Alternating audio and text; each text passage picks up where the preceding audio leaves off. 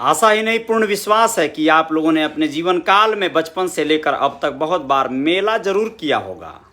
मेला छोटा हो या बड़ा हो, बड़ा कौतूहल भर देता है बच्चों में। खास करके बच्चे जब मेला की तैयारी कर रहे होते हैं तो छोटी छोटी चीज़ें बहुत महत्वपूर्ण हो जाती हैं उनके लिए, और वह अपने मेला की तैयारी कई बार तो कई हफ्तों से किया करते थे। पहले जब हम लोग छोटे थे तो ऐसा ही था, अब आलम बदल गया है।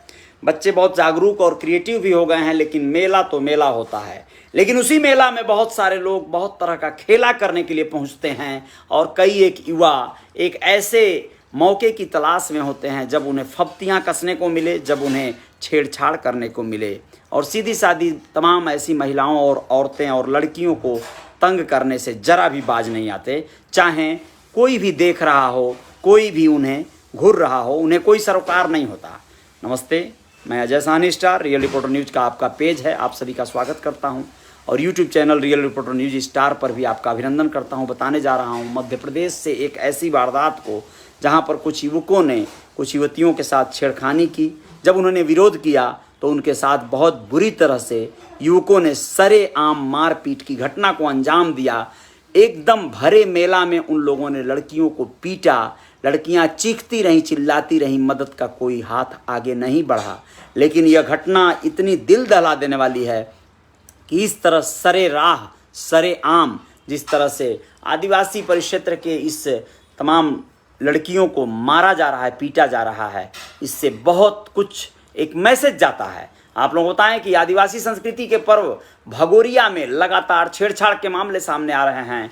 अब झाबुआ जिले के मेघनगर में मंचलों ने शर्मनाक हरकत की है। कुछ लड़कों ने पहले तो युवतियों को छेड़छाड़ की, और जब लड़कियों ने इस बात का विरोध किया तो भरी भीड़ में उनके साथ मारपीट कर दी गई। इस दौरान पीड़ित रोते नजर आईं, हालांकि लड़कियों ने भी उनका मुकाबला किया। इस घटना का वीडियो सामने आने के बाद पुलिस ने 7 लोगों के खिलाफ मामला दर्ज किया, जिनमें से 2 नाबालिग हैं। साले वो तो रहते ही हैं।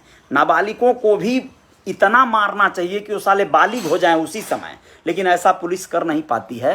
वहां पर वसूली और रुपया ले दे के छोड़ने छाड़ने का मामला सामने करने लगती है पुलिस। ऐसे बकरों की तलाश में वैसे रहती है पुलिस। नहीं तो इन लोगों को सुधारा तो जाता ही बहुत बेहतर तरीके से, वैसे उसी भीड़ में उनको पिटवाना चाहिए पकड़कर, लेकिन दुर्भाग्य है ऐसा नहीं हो पाता है। मारपीट की घटना 12 मार्च की है।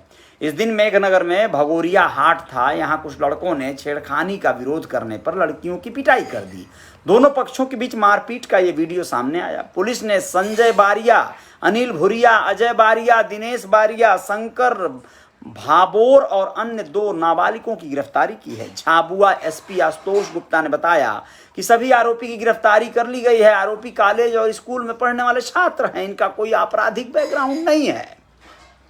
अब और कौन सा आपराधिक बैकग्राउंड चाहिए भैया? अब इससे बड़ा कौन सा मामला चाहिए?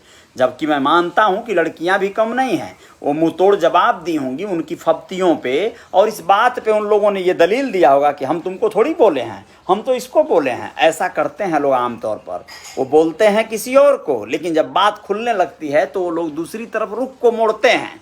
लेकिन उनसे निपटने के लिए जब इस तरह की लड़कियां या महिलाएं सामने आती हैं तो उनके साथ इस तरह की वारदात हो, ये बिल्कुल नहीं होना चाहिए। भगोरिया मेले में इस साल छेड़छाड़ की ये दूसरी घटना है। इसके पहले आली राजपुर जिले के वालपुर में कुछ लड़कों ने शर्मनाक हरकत की थी। एक युवक ने युवती को जबरन चूम लिया था, जबकि दूसरे युवक ने उसे भीड़ में खींचा और इसी तरह की गंदी हरकत की थी। अब मेघनगर में इस तरह की घटना सामने आई है दोस्तों। पिछले दिनों भी यह इस तरह का वीडियो सामने आया था। एक भीड़ जत्था जो है जा रहा है लौंडों का, और वह लोग एक सीधे एकदम एक सामने जो है आदिवासी मतलब छोटे वर्ग की इस तरह की गरीब लड़कियों के साथ अभद्रता करते नजर आए थे लोग। यह सोशल मीडिया पे बहुत चला था, और ये दूसरी घटना है इस तरह की लड़कियों के साथ भयंकर मारपीट किया गया है। कौन है ये लोग? इन लोगों को चिन्हित करना चाहिए। कल सुबह आप लोगों को मैं कुछ बातें एक ऐसे विषय पर बोलने वाला हूं जब आज पूरे देश में एक ताना बाना, एक तांडव मचा है ना।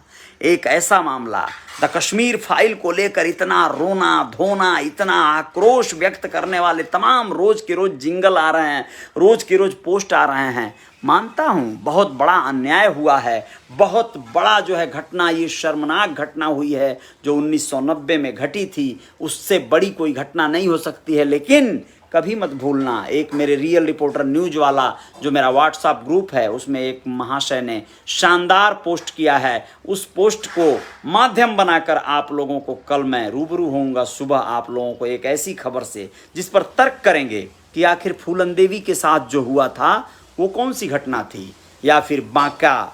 आप लोगों को पता है बोथे, मतलब जो भी हो, एक नाम है बिहार का, मैं उसके बारे में बताऊंगा कल आप लोगों को, जब आप लोगों को करणी सेना और ऐसे ही तमाम गुट बनाकर सामूहिक नरसंहार को अंजाम दिया गया था।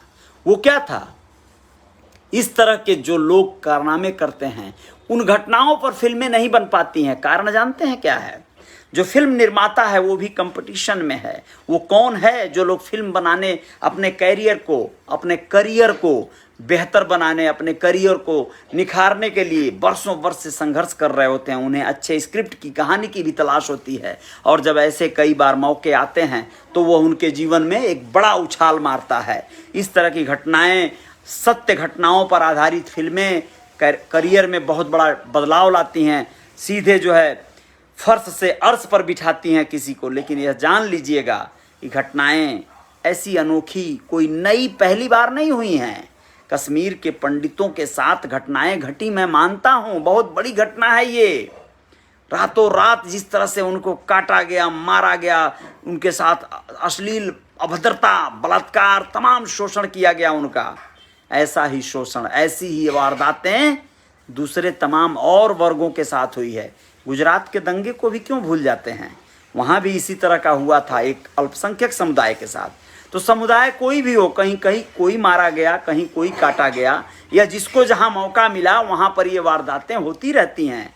ये वारदातें होती हैं, लेकिन उसको कौन कितना हाईलाइट कर लेता है, कौन कब किस समय उसे सही मायने में भुना लेता है, यह डिपेंड करता है कि वह कौन लिखा उसकी पटकथा, कौन उसे बना दिया। क्या एकलव्य के ऊपर क्यों नहीं कोई बड़ी सीरियल आती है? वीर एकलव्य पर क्यों अर्जुन पर ही आती है? क्यों भगवान रामचंद्र पर ही आती है? क्योंकि उनको प्रमोट करने वाले जो लोग हैं उनकी संख्या बड़ी है, या फिर यूं कहें कि उनकी संख्या छोटी है लेकिन ठोस है।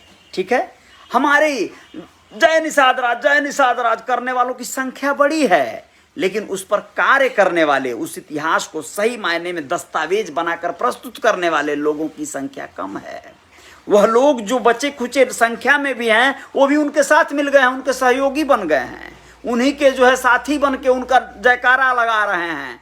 तो फिर क्या होगा कि आप उनकी व्यथा पे आंसू तो बहा लोगे, लेकिन आप के साथ जो होने वाला है भविष्य में, या आपके साथ जो भूतकाल में हुआ है, उस बात को तो आप जानते ही नहीं हो। उस बात को तो आपसे कभी का छुपा दिया गया है। तो उस बात पे आपके आंसू भी नहीं आएंगे। जब कोई कहेगा तो हंसी आएगी आपको, जब कोई बताएगा तो आपको आक्रोश आएगा, क्रोध आएगा। आप कहेंगे क्या जरूरत है बताने का, क्या मतलब है भड़काने का। वह आपको हल्के में बता रहा है, सच बता रहा है, मौखिक बता रहा है तो भड़का रहा है। जबकि कोई उसे बकायदा पिक्चराइज करके एकदम सीन वाइज बैकग्राउंड म्यूजिक के साथ जब सुनाया तो वो ज़्यादा सत्य लग रहा है, ज़्यादा प्रभावशाली लग रहा है। इसी बात पर बात करेंगे। सुबह जय जयकार होगी। जय हिंद, जय भारत। बहुत बहुत शुक्रिया। हरिश्चंद्र प्रजापति जी धन्यवाद आपका। राजकुमार सहानी, जय निषाद राज, धन्यवाद। भगवान निषाद, जय जयकार होगा जी, बहुत बहुत धन्यवाद, शुक्रिया। शुभ रात्रि। अमित बाबू गुप्ता, धन्यवाद। देवेंद्र कश्यप निडर जी, आभार आपका। अमित बाबू गुप्ता, धन्यवाद, बहुत बहुत धन्यवाद सभी मित्रों का। प्रभाकर निषाद, शुक्रिया। दीपक केवट, धन्यवाद, बहुत बहुत धन्यवाद। और दिग्विजय यादव, हेलो, धन्यवाद। लालू सहानी, शुक्रिया, बहुत बहुत धन्यवाद, आभार आपका। कयूम अंसारी, शुक्रिया। भगवान निषाद, शुक्रिया। राजन लाल, शुक्रिया, बहुत बहुत धन्यवाद। राजू निषाद, शुक्रिया। अभिनंदन निषाद, धन्यवाद। सुनील रघुवंशी जी, शुक्रिया। स्टर मार्गे जी, बहुत बहुत धन्यवाद सभी का। जय जयकार जारी रहेगी। जय हिंद, जय भारत।